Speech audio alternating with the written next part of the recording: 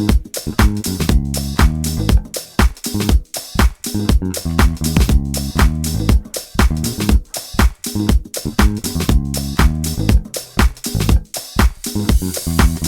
to Everything House Music and More, and my special guest today is one of the sound persons to everyone that has thrown a party or DJed at a party with. We have the one and only Mr. Dwayne Woods. Welcome, Dwayne. Welcome, welcome. How you doing, brother? I'm doing excellent. Glad to be here, blessed, and feel like it's an honor to get someone actually interested in what I may have done. Oh, absolutely. You're part of the culture and the history, man. So, I mean, that's everybody from DJs, promoters, dancers.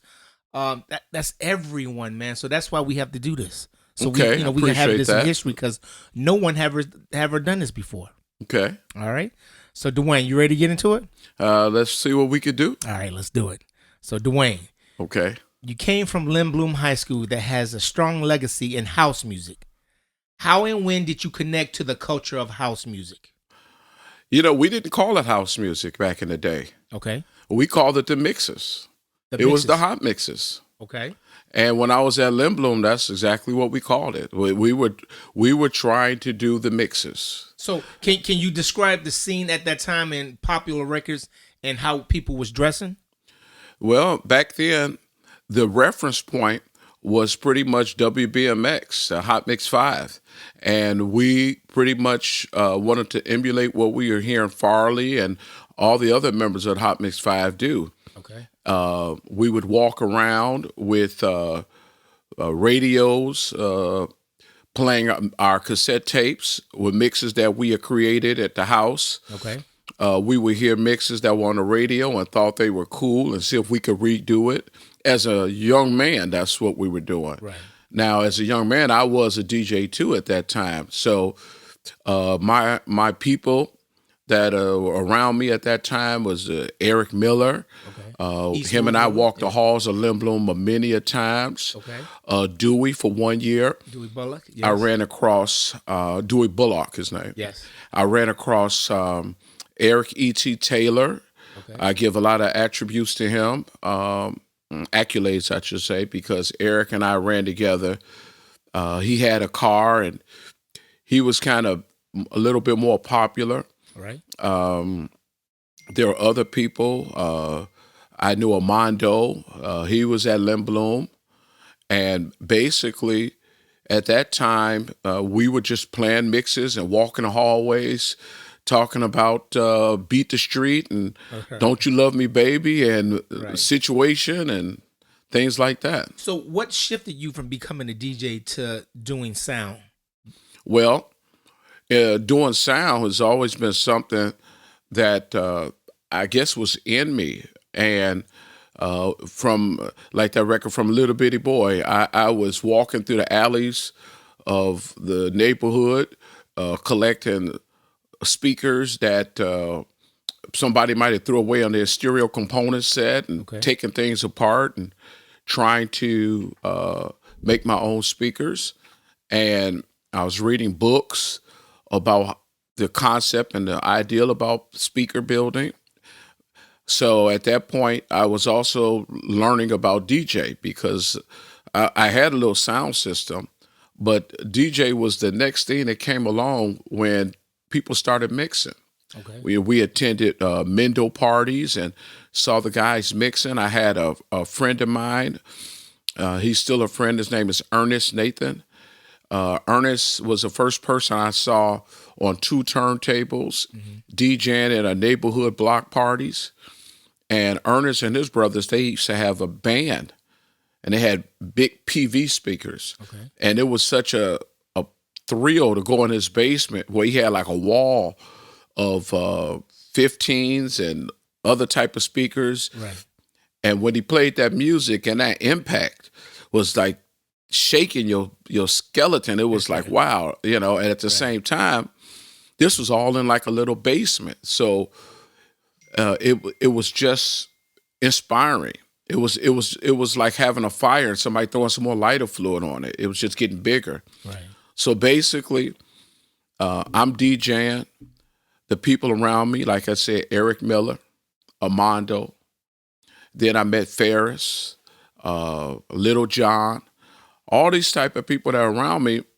They basically watched when I had speakers that I had built, and they were interested. They said, "Wow, those speakers, they sounded nice."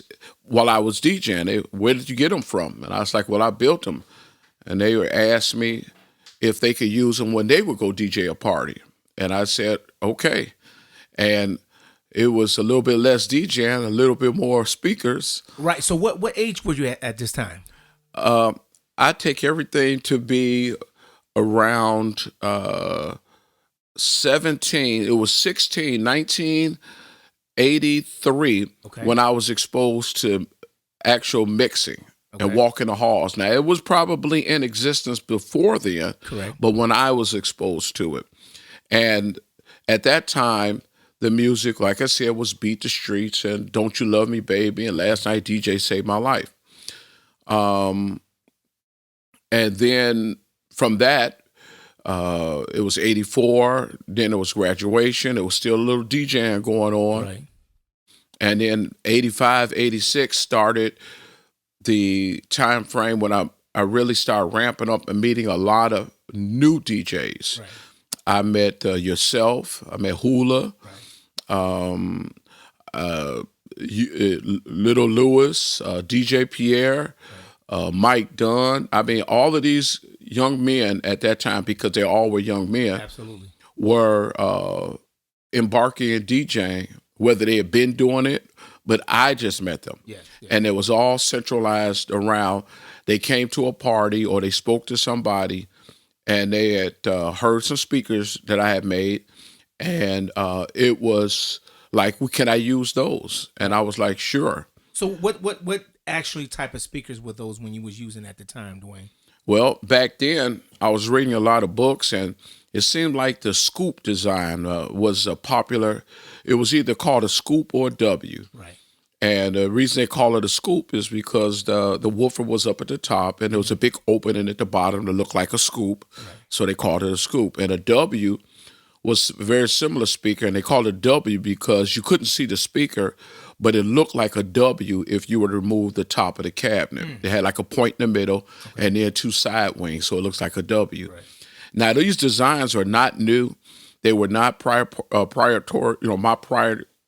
priority type designs or designs I can't say the word, but they weren't designs that I manufactured. Right. They're just copies. Yeah. This stuff had been around back in the 50s. Right. But, as with anything, you can't afford the latest stuff that's out there. So you just get what you get and make it do what it do. Right. But your system helped shape the sound of Chicago's underground house scene. Like a huge cross selection of DJs like Andre Hatchett, Terry Hunter, Lil Lewis, Steve Hurley, and even Frankie Knuckles and Ron Hardy all played with your system. Why do you think your system was in such of demand at that time? Well, I had a lot of friends that were doing sounds. Now, the person that impressed me was a young man or older gentleman named Frenchie. Correct. Frenchie's sounds used to be like banging. Right. And I had no way to compare what I had at that time to what his level of professionalism was. Okay. But it was a goal. He to getting to something like he was doing was sort of like the pot of gold at the end of the rainbow. Right. And there were other people that were around at that time. You had Bob Simmons, which was a heavy hitter. Okay. You had Kim Samuels. He's rest in peace. He was a heavy hitter. Okay. And all of these older people at that time, they all had quality equipment, and it had a good sound. And I'm just starting, as a lot of young people who start off want to know, how do you get there? Right. So what I did is I built to try to get to what they had. Yeah. Now, I guess what took it to be more of a preference of me is because I was in that same peer group as everybody who was coming up. Okay. So these people that were coming up was like, he's my age, he's my boy. I'm gonna call him for the equipment. Right. We were doing sock hops, we were doing small banquet facilities. Parties were so easy to have back then that people were doing parties almost every week. Right. So I think the preference of them wanting to use my sound was because I was always striving to have something that was the full dynamic of the music spectrum. Right. And since I kind of understood that, then that's where I was trying to get the speakers to reach that point. Okay. And I think maybe the other people just may have been buying speakers and trying to play them, but I was kind of like trying to study the best way to get out of the speakers. And as time went on, I continued to try to increase the performance. But that's what a lot of sound men do. It wasn't just unique to me. A lot of people who want their sound to be the best they can is what they try to do. Yeah. You were good for making your own gear, including modifying turntables into a Mach 1200. Can you tell us about any of the creation you're particularly proud of? Okay, now you researched and found that out that there's only a couple people, well, there might be a few people who knew that. Right. But basically, when we were in our last year, maybe into, I said last year of high school, we couldn't afford 1200s. Right. We knew that 1200 turntable was the best turntable out there, but we couldn't afford it. So everybody used to use a other form. You could use a Technique B2, a D2. The word B stood for belt. The word D stood for direct. That's just the way the platter turned. Yeah. And because both of those turntables never really had the amount of power that a 1200 would have, people came up with this thing called a slip pad, which was nothing more than a piece of cardboard and some of the record sleeving cut into a circle. Right. But it allowed the record to like clutch, or basically allowed the record to free itself for a moment. Now, the reason that was important is because back then, like I said, we were listening to mixes, and mixes were trick mixing and stuff like that. Right. So you had to do a lot of back cueing. Now, all that led up to what kind of turntable would be something that could be close to a 1200, but at the same time be able to be afforded. And I was into this store called Olsen that was on 95th Street, and I saw this JVC turntable. And although nobody was using a JVC turntable, this turntable had a quartz lock light on it, which means that if you set it to a speed, it would stay there. And I was like, wow. But the turntable had a pitch control, which is something that varies the speed, that was in a rotary knob fashion. Right. And everybody wanted a pitch control that was more so in a up and down slide fashion. Right. Well, I had electronics on my belt because I was attending DeVry, and I kind of understood about simple electronics. Right. So I found the value of the rotary pot, and I found it in a linear pot, which is one to go up and down. And basically, I just cut it to the turntable with a butter knife, made a slot, figured out how to mount the slider up in there, move the wires over to the up and down slide potentiometer as opposed to the rotary, and voila, I had a 1200. Wow. Now, do you have that still to this day, Dwayne? No. Okay. So we need pictures of those, man. Do you have pictures of those or anything? No, that was just that was a poor man's 1200. Okay, good. So can you name some of the clubs you provided sound for, and what process was like designing those sounds? Sure. It all started off with a place called Mars Bar, and I attribute that to a friend of mine by the name of Pete Sanders. I met Pete a long time ago off of what they call Trading Times. He was selling some parts for a car.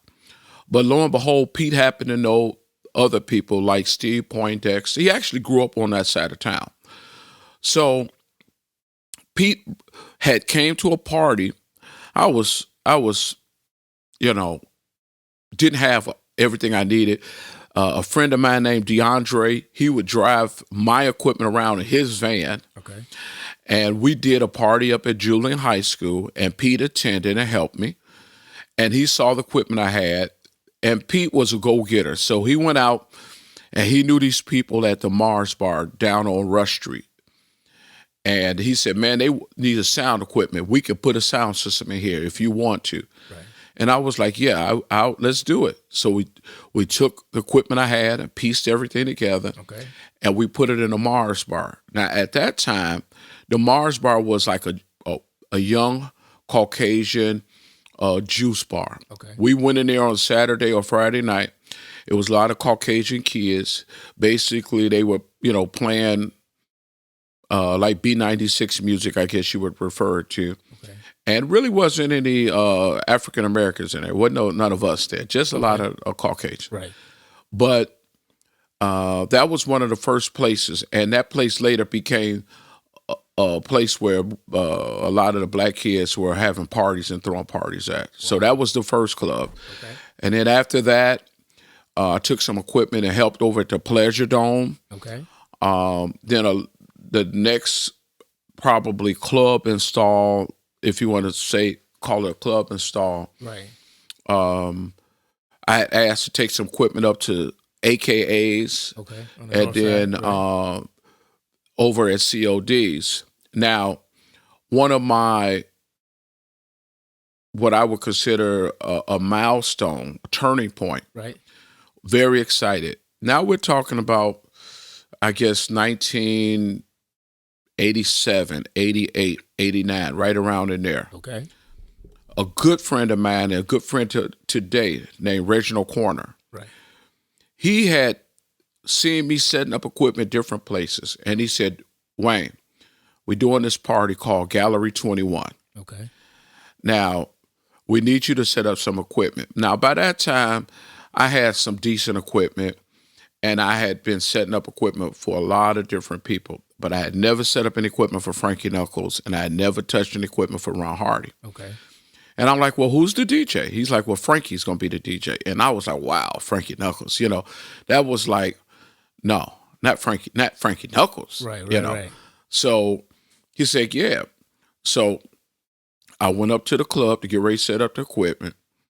And basically, Frankie had told Reggie and his other partners in this club that he has his own person to set up. Frank is very loyal to the person because they gave him the sound he wanted. Okay. So that's who we want to set up. Well, and this individual did set up the party the first time. Okay. But the next party, Reggie was like, nah. So who was the person that set up for Frankie? That was Dave Harris. Okay.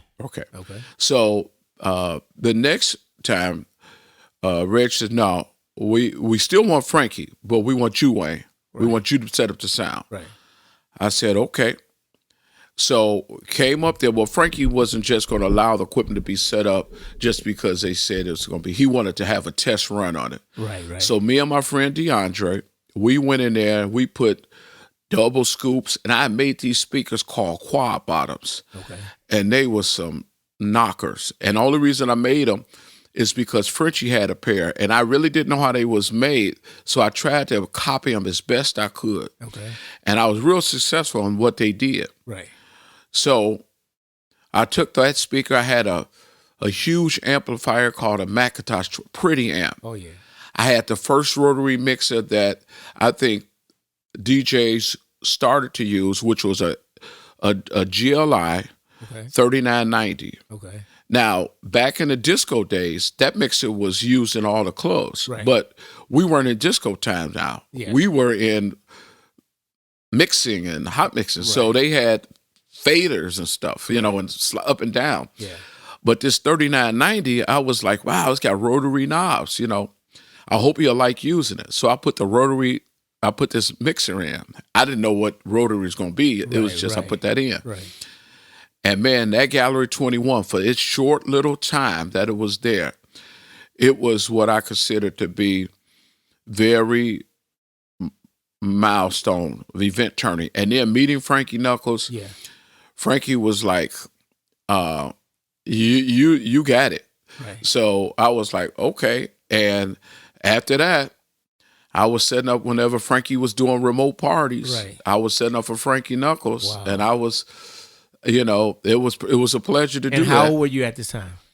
Probably 24, 25. That's great, Wayne. That's great. So at the peak, what was the most amount of parties you could set up at one night?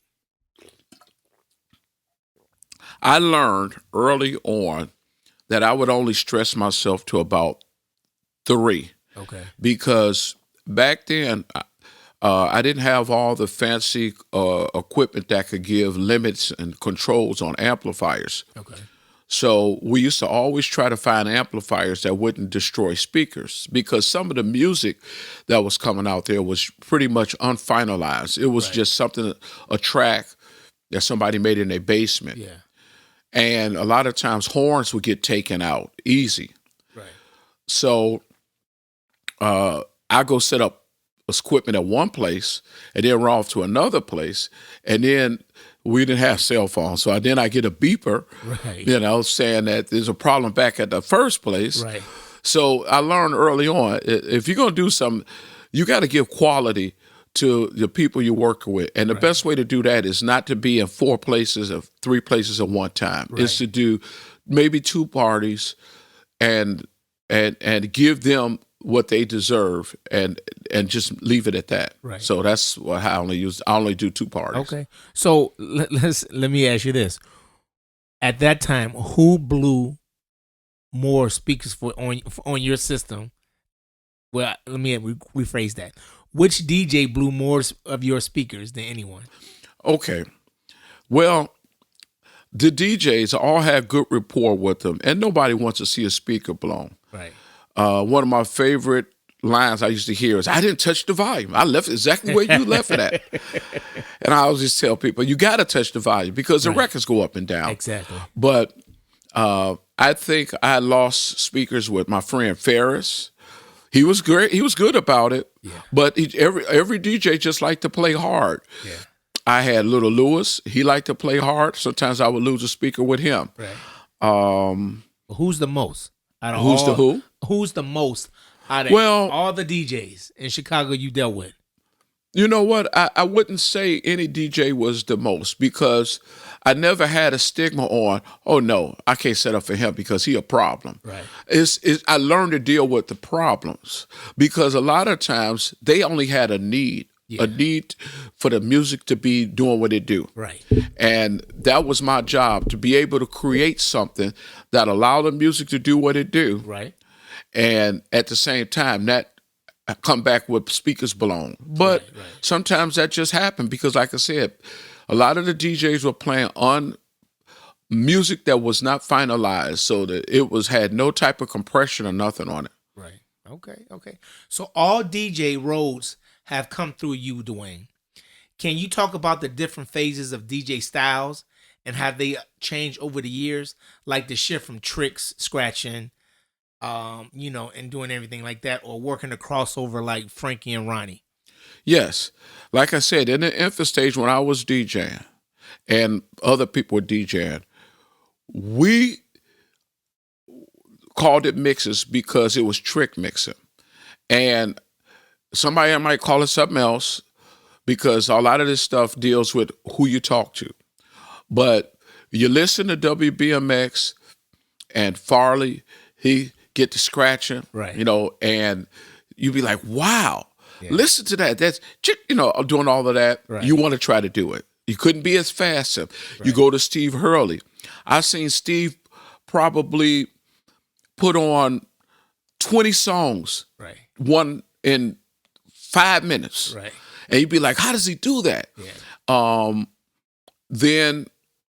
So that's what was going on at that time. Okay. Then it started shifting a little bit to more of, instead of trick mixing, more of making records kind of complement each other. Yeah. So that was a little bit more, I guess you would say, more of a inline mixing breaks to intros and things like that. Yeah.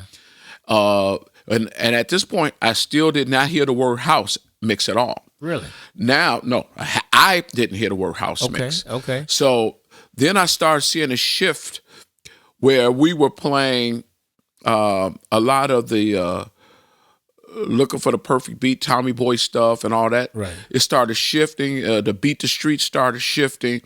It started going into like Dead Before the Grace of God and It's Not Over. Those type of music started to become a little bit more popular. And we used to say those were like, I can't remember the term if it was how it wasn't house, but it might have been classics.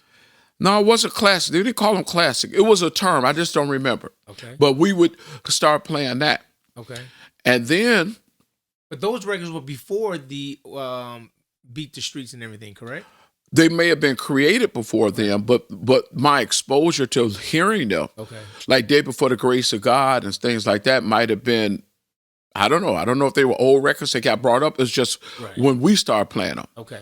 Now, it's all of a sudden, I remember it was real clear. People were making music on a Casio, which was part of the BMX. They had that little bitty Casio, making the music themselves. Right. But that started to change. Instead of just a Casio, then it was a little beat machine, Right. and they were able to create a beat. Right. And next thing I know, I remember it. It was another milestone. Steve Hurley, he came to my house. He said, "Hey, can you fix this amplifier for me?" Right. And I'm like, "I'll bring it over, man. Let me see if I can look at it." Yeah. So he brought the amp over. I was like, "I don't know, it's beyond my skill set level at this point," because I was going to DeVry, Right. but I still hadn't learned everything. Right. So he said, "You got a tape deck around here?" I said, "Yeah." He brought this. He put the tape in, and he was playing it, and it was "I Can't Turn Around" by Steve Hurley. That doom, doom, doom, doom, doom, doom, doom. Right. And I was like, okay. And then he was singing, "Oh, your armpits stink, your breath is something. I can't turn around. You need to brush your teeth," whatever he was saying. And I was like, "Steve, how you do that?" He was like, "Man, I just got me a some kind of reel to reel, Right. and it was tracks, Okay. and you could record two and play back the other two Right. if you wanted to do that way." And he was telling me how he had recorded it, then laid some music on top of it, then laid some vocals on top of it, and he sung real low in the microphone, just a cheap mic, and he had made that "I Can't Turn Around." And then he came out with the all shucks, and I was like, wow. That's Farley came out with that one. I don't know, but Steve, I saw Steve came. It's Not Overplayed Right. at the place, and it sounded like it was Paul's, but it wasn't Paul's mix. It was looped some kind of way, and it was, baby, baby, baby, baby, baby, and we was like, because before you could only do that by like spinning it back, going again, spin it back. Yeah. But this was going on and on, right? So that's when edits became. It was editing, Yeah. exactly. Yeah. And then the next thing I know, somebody, start having a little beat. Then it was a Mondo, and then it was DJ Pierre with that acid sound. Right. And it was like, everybody was making it. It was Nick Nonstop and his partners. It was you and Hula out at the flower shop. Yep. Everybody had a Tascam complex. 4-channel, and they had made some music. Right. And that's when I noticed it was starting to shift. Now, I don't know if it was called house, Right. but when Chip came out, Chip E. and Chip E, Right. because Chip Irvin and we went to grammar school together. Okay. But he was just Irvin and I was just Dwayne. Right. And then when high school, he was DJing and I was DJing. Right. But he would come at that time. You threw a basement party, charge $1 to get in. You had the blue lights and the red lights in the ceiling. Yeah. That's true. Yeah. And everybody would talk about who's got the party going on, and everything was over on the east side, right? Right. Oh, such and such is going to party, and then you would show up as a DJ with your Crater records and your headphones around your head, Right. thinking, Can I get 5 minutes on the box, and then they'd be like, well, what records you got? Some people would have Walk the Night, like that was a classic. They'd be like, where you get that from? Right, Can't nobody find that. They have On and all that. So Yeah. all of that. It was, to me, was how it was shifting and turning. Okay. And then when Chip came out there with his house, his house, all house, and it was like, wow, and it was a combination of making your own beat, Yeah. and putting some words behind it. Yeah. Now, if that's when they start calling the house, hey, that's when they start calling. So stop right there, because I was going to ask you this. So as the story goes, and what everybody say, but you were an unbiased witness to the development of house music as a genre. In your opinion, what do you think the first house record was? Well, because see, that is the key. That's the key to your question. Right. We all, and I say this because I try not to discredit anybody's for having an opinion. Correct. And if I'm going to answer your question, but I just want to make an analogy. When you read in the Bible and they talk about the accounts of Jesus Christ, it's not an author of one person that says this is how it was, no matter what nobody says. Right. It's multiple authors. It's their interpretation. But they all tell the story of what his purpose was. Right. Okay. Right. So it's multiple authors to house music. Okay. And in different areas of the city, they were experiencing different things. Yeah. But at the end of the day, right, it all came about and we grouped it all together and we called it house music. Okay. Where it came from, I really don't know. What was the first house record? I really, really don't know. But I could say I remember hearing It's House being a start. Okay. And then after It's House, and people were playing, because I was doing a sound system up at the Loop roller skating rink. Right. And the young kids would come up there where Armando and Joe Lewis would play. They would DJ I think it was either Friday or Saturday night. Okay. And when they were up there playing, that's when they came out with that. But remember, this is the time everybody's making tracks, right? Right. So you got Marshall Jeffersons, you got the Armandos, you got the Mike, you got everybody. Right. Okay. Right. And they came out with that, Gotta Have House. Right. Now, man, listen. I don't know where you would be at, right? But when you heard dun, dun, dun, dun, dun, dun, dun, dun, dun, dun, dun, man, it was like, oh, that's it. Oh yeah, that was it. Yep. And even today, you hear dun, dun, dun, dun, dun, dun, and so where? Yeah, not sure. Okay. What record? Not sure. All right. But the records, I am sure about. Okay. And those were those records. Right.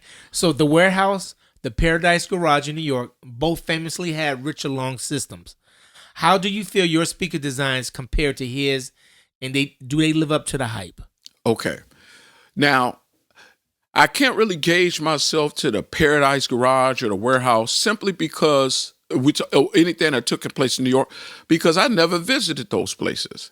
But I could tell you, I can compare what I was doing to what was happening in Chicago. Okay. And what was so legendary about Chicago started with two places. Obviously, Frankie Knuckles at the what they call the Warehouse that I knew about. It was other places before then too, but what was called a Warehouse, and also the Music Box. Right.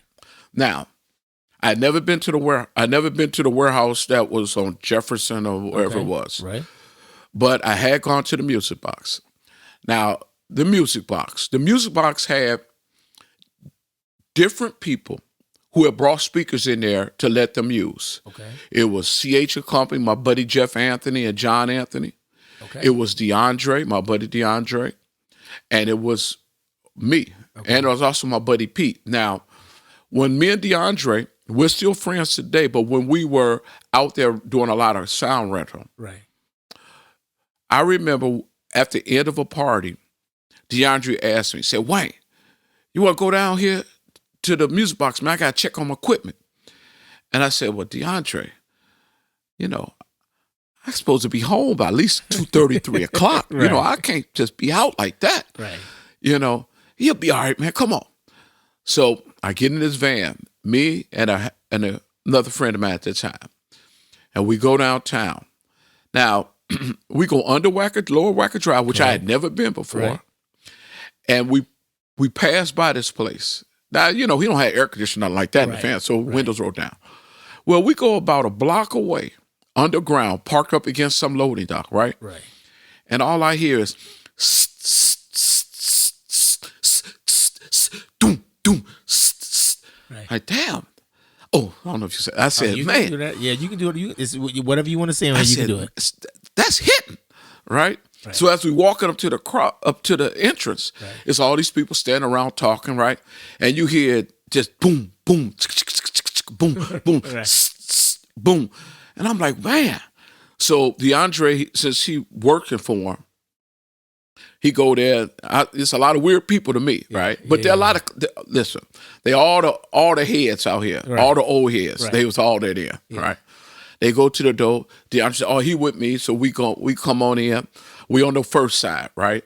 And I'm like looking around. Wait, before you say DeAndre's last name, so people know who you're talking Sanders, about. DeAndre Sanders. So I'm looking around, and it's like on one side, some benches, people standing around. It wasn't no super decorated thing, you know. Right.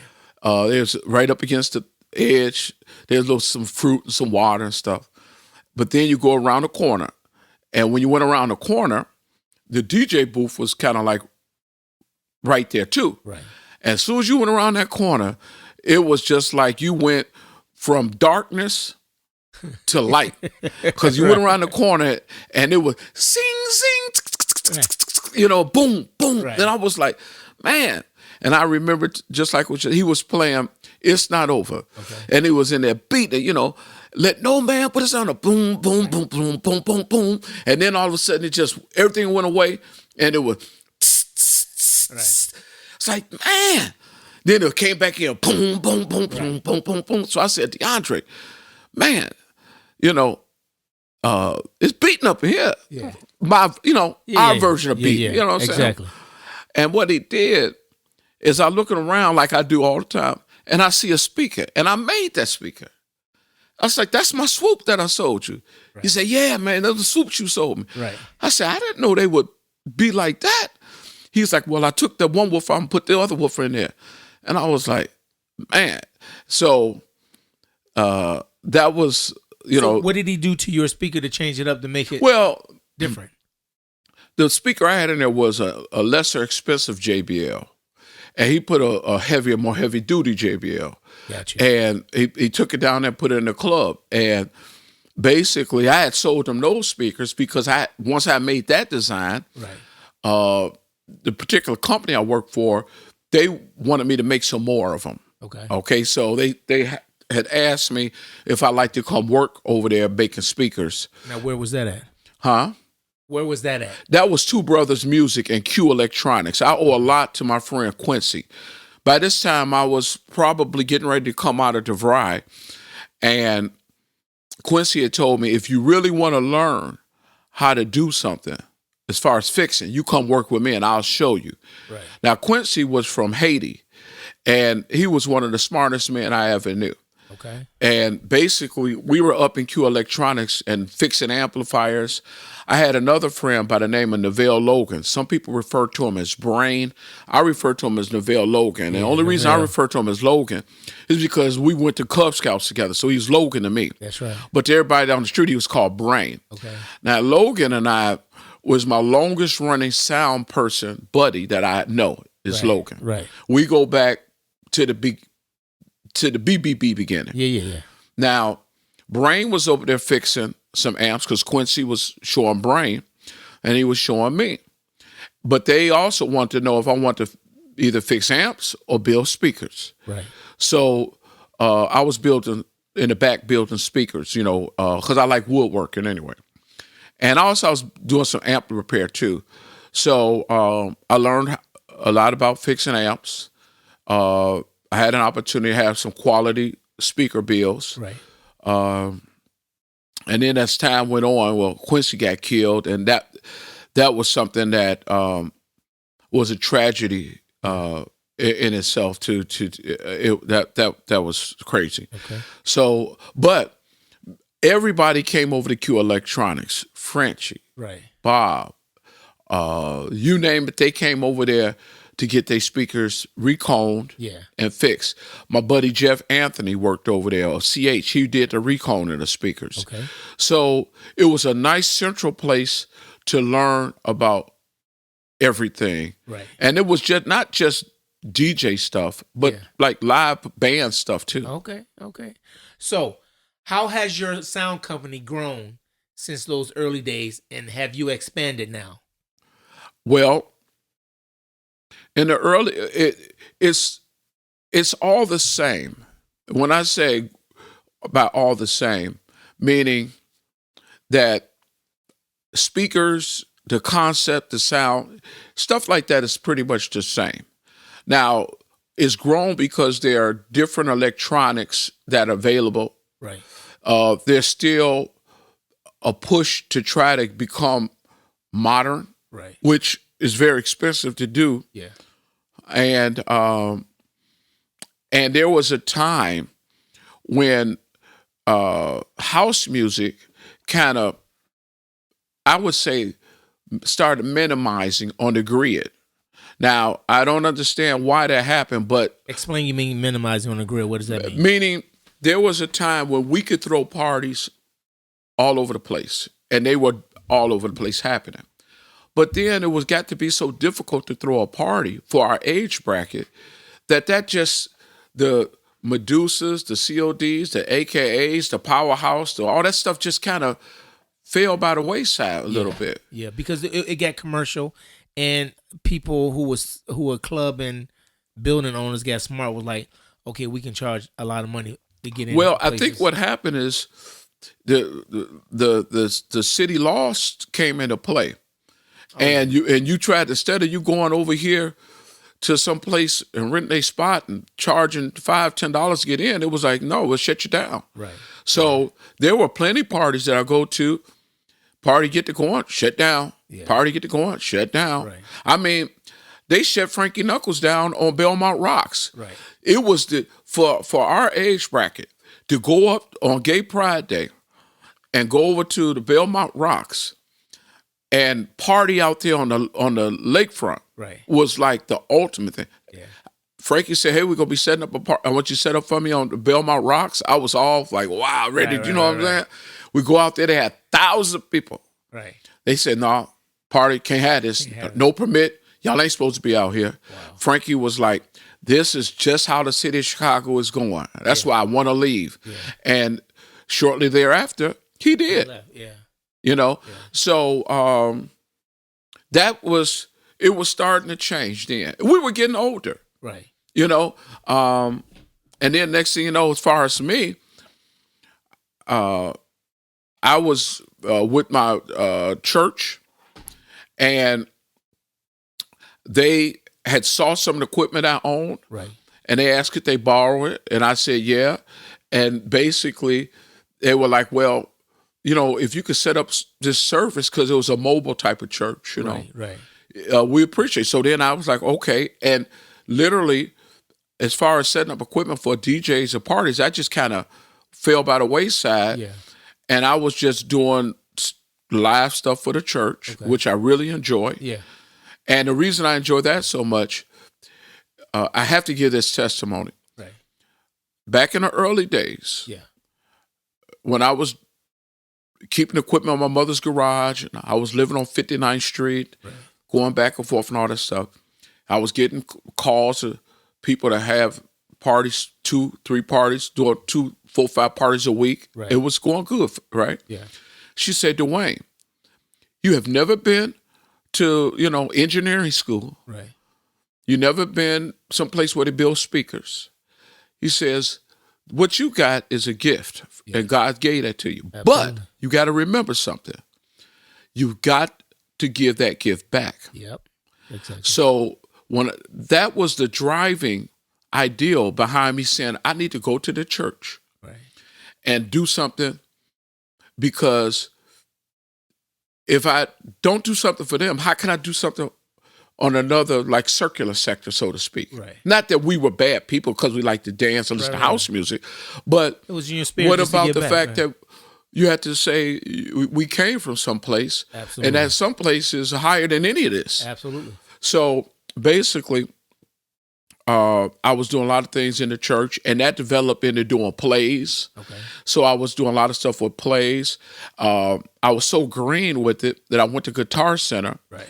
And a guy by the name of Maurice that worked in Guitar Center, which knew me from doing all the house music stuff. Right. He said, oh, this is the Big Maurice, we call him. He said, Maurice oh, this King, is the Maurice King. Yes. Yeah. Yeah. He was like, hey, Dwayne, what are you doing in here? And I'm like, man, I got to get some stuff for the church, man. Yeah. I need a learning curve on what mics to use, what board. And Maurice said, come here. Let me show you what you're going to get. And me and him started working together. Every time I would go in the guitar center, I would get this and get that. And we used to call him Mo. Right.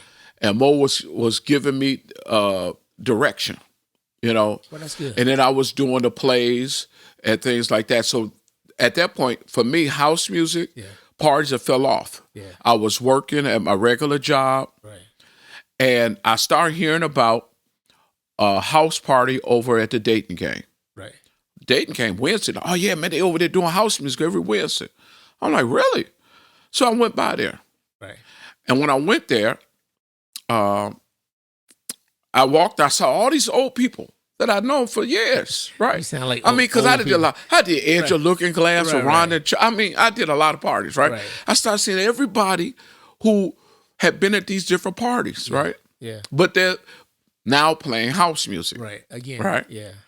And I felt it in me. It was like something it was trying to come up, It's trying to come out. So I said to Rhonda, I said, look, Rhonda. She was like, hey, Dwayne. I was like, look, Rhonda, if you just, I got a lot of stuff sitting around doing nothing. If you ever have a little party or you need some equipment, let me know. I'll do it. In fact, I might even do it for free for you, just for GP. She's like, oh, okay, but we got somebody. I said, I understand. Because I never want to take a business, never want to do that. I said, I understand. So, I don't know, that must have been like some destiny or something. Yeah. Because I got a call from Terry. Now, Terry Hunter, yeah. Right. Now, mind you, Terry Hunter, I knew, there's so many different veins to my body of story, right? Correct. But I knew Terry Hunter. And Terry said, hey, Wayne. He said, man, you always my sound man. I said, what's up? He's like, they want me to play over at the Dayton game, but ain't nobody gonna set sounds up but you. Right. I said, well, Terry, I appreciate that, but I got to get, there's somebody over there setting up the sounds that I know. He was like, no, you got to set sounds up for me. I said, okay. So I went over there. I took the stuff I had, right, put it in there for Terry. And I remember Dana Powell. Right.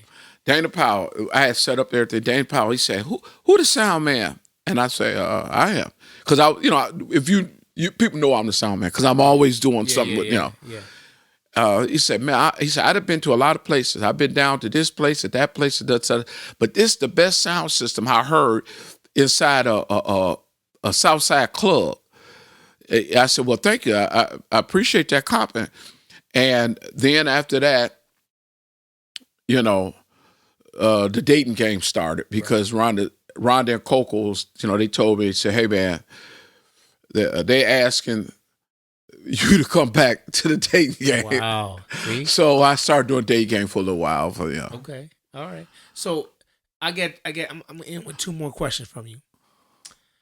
Who is Dwayne Woods DJ he likes to listen to? Since you've been doing all these years, you've been doing sound, you've been at every party. Give me your top 3 or top 5 DJs Dwayne Woods like to listen to. Okay. Well, I know that I've did a lot of parties where Ferris played, and I like Ferris because Ferris is so versatile. He would come into a party. He'd have a set of this music, a set of that music, and everything was always on beat. He was very creative. He had good person. He played hard, but he's very creative and good personality and full of energy. Right. Now, if I had to have somebody come play and I wanted old folks to dance, young folks to dance, and have personality, it would be Ferris for the way he played. Okay. He was good. Okay. Now, I used to like. You got to remember, all of these DJs were big icons to me. Andre. Right. I had a party at my house on 59th and Union. That's Andre Hatchett. Andre Hatchett. He came over. He said, Dwayne, I love to play for you, right? Andre came over there, man. That was an epic party. Okay. We were in the, I had tweeters set up and scoops in the living room of my house. Right. And Andre, they beat that box. It was Andre Hatchett. Andre was great, okay, right? So we got Ferris, Andre Hatchett. Okay. We got 3 more. Now, Um, I did a lot of parties for V-Dub. Now, Von Woods, y'all call him V-Dub. I call him Woods, Von, right. because Von has been in my corner. Like, well, he'd been back because he lived around the corner from me. Right. So he used to come to the basement and he wanted to DJ. So he attributes learning some of the DJing from being in my house, being in the basement. Okay. He attributes learning all of the styles and some of the stuff from the top heavy hitters because he was carrying equipment with me and going out there. Right. So Von is in that category. Okay, so yeah, Von Woods, Ferris, and Andre Hatchett. Okay, 2 more. It's more than just 2, but no, I just want your top 5. I can't. I'm not going to go through this whole story. I get it, but I can't rate. I'm not saying people. rate. I say the top 5 you like to listen to. Oh, okay, I get it, because I don't want to rate nobody. These guys got my heart. Okay, man. Whatever Mike done to that music, boy, he makes the speakers rock. Man, look, yeah, he do. Man, look. Because, see, I was doing rentals, right? Right. And Mike put on something, where you at? Boom, boom, boom, where you at? And all of a sudden, I'll be like, Mike, right. what? You know. He got that thump in his music. I don't know what he got. Yeah. But whatever it is he got. Okay. Boom. That tonal quality, man. Absolutely. I think it fits. Okay. Mike is the engineer, so he knows how things supposed to sound. All right, that's 4. 1 more. Now, Frankie / Ronnie. Frankie / Ronnie. Okay. Now, and also listen, Brian Frazier, he was awesome. Okay. Brian, back in the day, he was another all-around DJ. Brian Frazier. Listen, them guys, they play the box. Right. You dance all night long. Okay. You know, high energy. So all the DJs. Okay. Now, if I had listen, I know. I just wanted to know what was your preference. Like everybody who's a DJ, I asked that question. Who they like listening to, you know, stuff like that. So it's just great to hear different perspectives from different people all the time. Now let me just say this though, okay? Because I know maybe this session may be over in a little while, but I need to get this in, and I need to get it in because it's important. Yes. It'll be impossible for me personally to name every individual, whether they were a promoter or whether they were DJ, in the time frame that I've been blessed to do the things that I've been doing. Right. But any one of them that happens to hear this podcast or interview, whatever you call it, yes, I want to let them know personally that I appreciate and I really thank them, because over the years, right, if it wouldn't have been for their friendship, right, their trust, yeah, even if it was been something that we had some good and bad, right, if it wouldn't have been for any of that, I wouldn't have the memories that I hold on to. And those memories, they take me through some good times, yeah, and sometimes when I'm bad, when I make a reflection, because I could tell a story. Yeah. If anyone asks me to tell a story, I could tell about a lot of anyone. Well, okay, this is the story I want you to tell then. Because this is my last one. I was going to end up on it. I wasn't going there since you was going a different way, but now since you said you had different stories. So any stories you want to share about people not having your money at the end of the night, feel free to name names and comments on everything. Okay, let's talk about money at the end of the night. Yeah. Over the years, you get a feeling. A lot of the people who threw the parties, not all of them, right, but a lot of people threw parties, let's face it, nobody's walking around here with the mindset of, I got everybody's money up front at the end of the night or in the beginning, I'm going to give it to them. There are a lot that do that, but there's not a lot of people that do that, right? Right. So if the party doesn't go so well, they literally just cannot just come up with money and just give it to you and be done with it. Right. So I've had scenarios where I've been like, look, if I can't get paid, or you know, because I got to give something to the people who help me, right, you know, I may have to shut this down, right, because I can't go like this. Who was that? So, Who was that? Man, I had to scratch my head on that. No, you don't. You know what it's it hard is. to remember. You remember a lot of stuff. Nah, so just give us a name right now, so we just know what it is. I don't remember. Okay. Yeah, I plead the fifth one. I wish I could tell you, but I could tell you that out of all the people, they always made good in some fashion, shape, or form. That's good. Even Ron Hardy. Right. I was down at the Music Box when it was at Lake Street. Right. They were not getting the crowd like they thought they should be getting. They were getting in a hole, right? Right. I came to Robert and Ron. Look, what we could do to work this out, give me a night. Let me throw a party. They said, okay. And everybody works it out. But that party, epic. Really? The reason I said that is because, remember, I work with every DJ, right? Right. I put that 6 on the poster. So give me that. Where was it at? The DJs and what year? Okay, I don't know the year because it had been in the late 80s, right? Because I used to drive this blue Cutlass, and everybody say the sounds was banging so hard they thought the party was going on, right? Okay. So anyway, so it had been the late 80s, right? But the DJ Frankie Knuckles, I had Ron Hardy, I had Ferris and Terry, and I think I had Armando and somebody else, right? All in one night. Wow. Now, Frankie called me up. Dwayne, I know you didn't just put my name on the flyer. Right. I said, well, Frank, I try to get the people here. So he didn't have a problem with that, right? Okay. And that night, see, when you throw a party for yourself, right, and you got a garage full of speakers, you know what happened. Oh, yeah. You got a party full of speakers, right? Exactly. I took all that stuff in there. We stacked it up to the ceiling, right? Right. And the party began. When we shut that music off, right? I swear, I kid you not, we looked up and they had a pole in the middle of the room. Right. And there was this guy at the top of the pole. He had some kind of way danced all the way up to the top of the pole. Right. And we cut the lights. He was up there dancing on the top of the pole. Wow. That party was that was when you could have a party, nobody bothered you, right? Yeah. And the only other party I threw a couple of parties, but the only other pay party that I threw that I thought was pretty epic, I created a place called Club Music World. Okay. And it was the General Persuasion on Ashland. Okay. Now we're talking mid 80s, I guess. Right. Everybody was doing Hummingbird and Mr. G's, and the General Persuasion was down there. Right. I did a party for a high school person. Their father owned a place. I went to, I forget his name, Mr. Ford, something Ford. Okay. I went to him and said, I'd like to do a party here once a week. Right.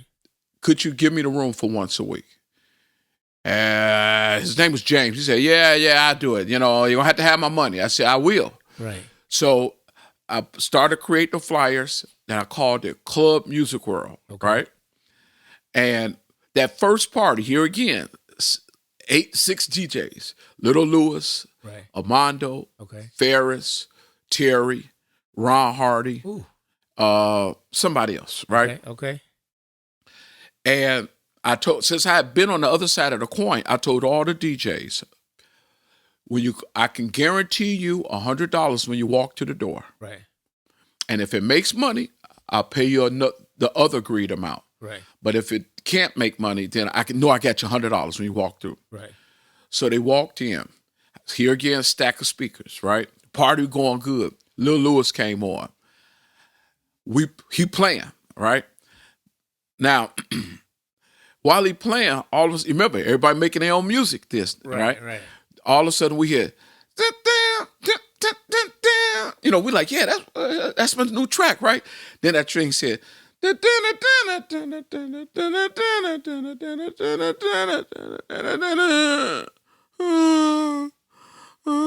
was like, what is it doing? Then next, and that was French Kiss. We was like, man, that was like, did you hear that? And now he might have played it someplace else. Yeah. But on South Side of Chicago, that's where he played that. French Kiss was played at Club Music World. Wow. And we were like, man, that was it. Look at that. That's history, y'all. Y'all getting the history knowledge from my man Dwayne here. But Dwayne, I just want to say thank you very much for this, man. I know you're a busy man. I wanted to give you your flowers now, man, while you stay here so people know your story and your history. You had a lot more to tell. I know that. But I just want to say thank you very much, man. Love you, brother. I appreciate you.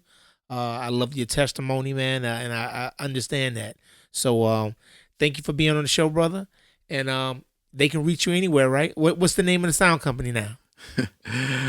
It's Just Right Sound. Just Right Sound. Yeah. And, I created a logo for you. Where's the logo at, man? We got to make me a logo, yeah. No, I made it for you. You said you like it. Where's it at? Well, this was a shirt from the Chosen Few Picnic.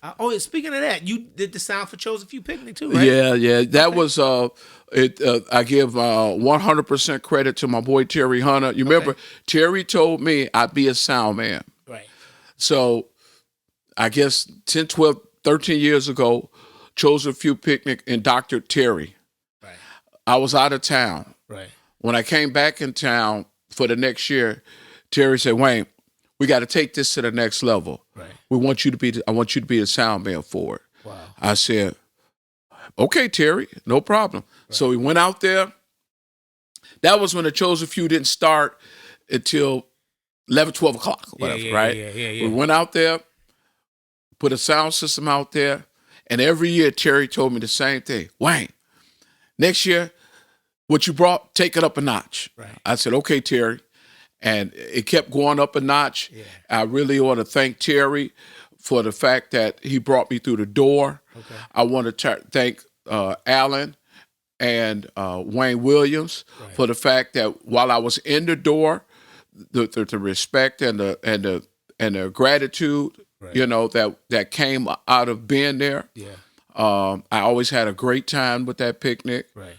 I met a lot of world famous DJs, and it was one of my biggest achievements to do was to make that stage sound like we was at a club. Oh, absolutely. And I'm telling you, I done seen a lot of things jumping around on that stage that got put in motion from the speakers that was up there. Yes, sir. All right, brother. Well, that's it, man. I love you, man. Once again, thank you for being on the show, man. This is Everything House Music More, man. Peace.